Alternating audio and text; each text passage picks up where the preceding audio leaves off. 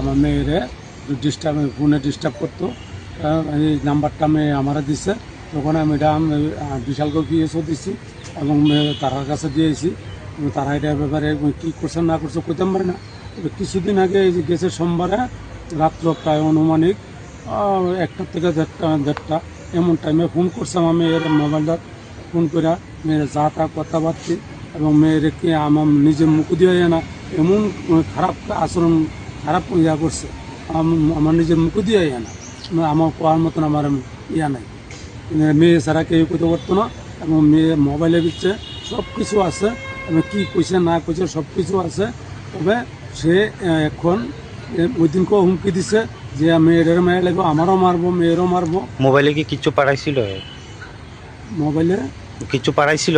হ্যাঁ, মোবাইলে পাঠাইছে, পিস্তল পাঠাইছে, তিনটা পিস্তল পাঠানো হয়েছে মোবাইলে, গুলি টুলি সব 3টা পিস্তল পাঠানো হয়েছে। এই পিস্তলের ভিডিও সবই ইয়া আছে আমার কাছে, মোবাইলে আছে। হ্যাঁ, আমি থানায় লাস্টে আমি কি এই হুমকিটা কি হুমকি দিছে? হুমকি রয়েছে যে আমার মেয়ের লগে ইয়া করতো, হ্যাঁ লগে এটা মেয়ে আমি নিজের মুখটা দিয়ে আমি করতে পারতাছি না।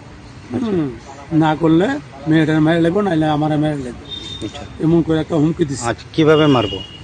গুলি করে মারবো। আচ্ছা আচ্ছা, আর গুলি করে মেরে লাগবো আমার। নাম কি? হ্যাঁ, নামটা কি? হ্যাঁ, নামটা হচ্ছে আরে কি নাম জানি এখন কইছি, জয়দেব সরকার। আর ওই শিবদেবনাথ ফানুদ্দাম, হ্যাঁ বাপের নাম হচ্ছে ফানু দেবনাথ। আচ্ছা, বাড়ি হচ্ছে গোকুলনগর কাউন্টারটার সাথে। হ্যাঁ, নামটা কি কইছেন? জয়দেব দেবনাথ। আচ্ছা, হ্যাঁ বাপের নাম হচ্ছে ফানু দেবনাথ। আগের থেকে কি হেরে চিনতেন আপনারা? না, আমি কোনো চেহারা চিনি না, আচ্ছা, এর কোনো চিনি টিনি না। কিন্তু এক্ষণে এই পরিস্থিতিতে তখন আমরা লাস্টে থানাতে আইছি, থানাতে সাহায্য নিতে আইছি। থানার তারা কেস করছেন এখন? আমি কেস করছি থানাতে।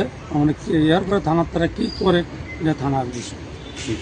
হ্যাঁ, আজকে আবার সকালবেলা একই হুমকি দিতে আছে যে আমি কেন কেস করছি, কেন রিপোর্টারের কাছে কইছি, কেন কেস করছি, এরে ইয়া করলাম, আমার মেয়ে লাগবে, আমার মেয়ের মেয়ে লাগবে। উত্তম সমনি।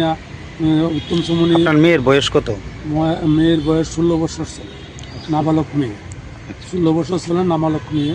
এখন কি চাইতেছেন? এখন আমি চাইতেছি এর যাতে শাস্তি হোক, গ্রন্থমূলক শাস্তি হোক, যাতে আর এমন কোনোদিন না করে।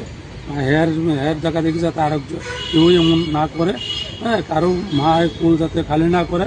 হ্যাঁ, কারো মায়ের কুল যাতে খালি না হোক এবং কারো বাপ এবং মেয়ের বাবু যাতে এমন ইয়া না হয়, ওই জিনিসটি আমি চাই।